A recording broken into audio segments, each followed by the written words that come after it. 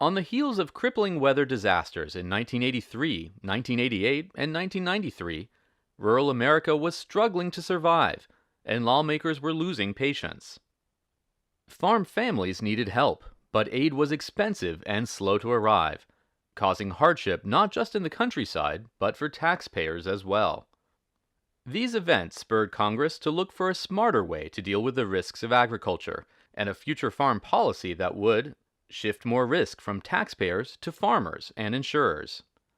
Speed assistance to farmers when they needed it most. Treat all farmers equally. Only pay on verifiable losses and discourage risky behavior. And in 2014, Congress passed a farm bill that took a huge step forward in transitioning from old-style subsidies and unbudgeted disaster payments to insurance protection.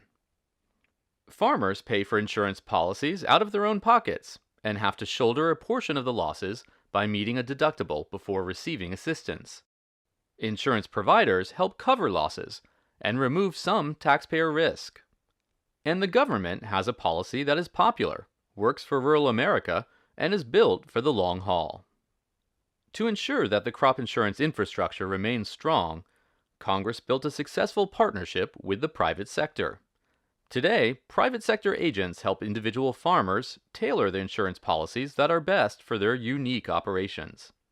Private sector insurance providers administer the protection and bear risk, making possible nationwide coverage and efficient service operations.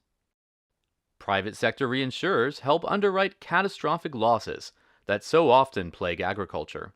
And when disaster strikes, private sector claims professionals verify losses, then process payments to farmers, usually within 30 days of a claim being finalized.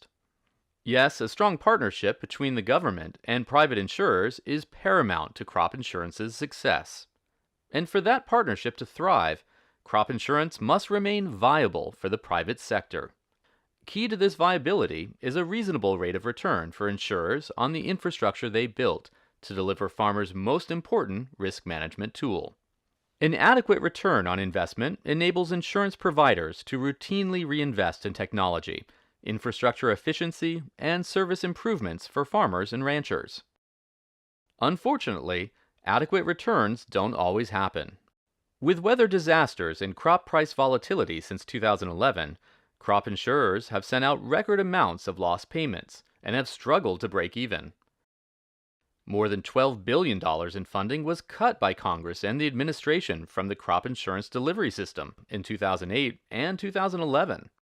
And farm policy opponents looking to harm agriculture have targeted crop insurance for even more funding cuts. In the latest Farm Bill, lawmakers took steps to address some of these challenges by underscoring their commitment to crop insurance protection and private sector delivery. They expanded coverage opportunities, encouraged beginning farmers and ranchers to purchase risk management protection, and strengthened the public-private partnership with tools to constantly improve program integrity. Congress got it right by making crop insurance more viable and stronger than ever. Now, we just need to keep it that way. After all, not everyone farms, but everyone eats, so everyone depends on a strong farm policy.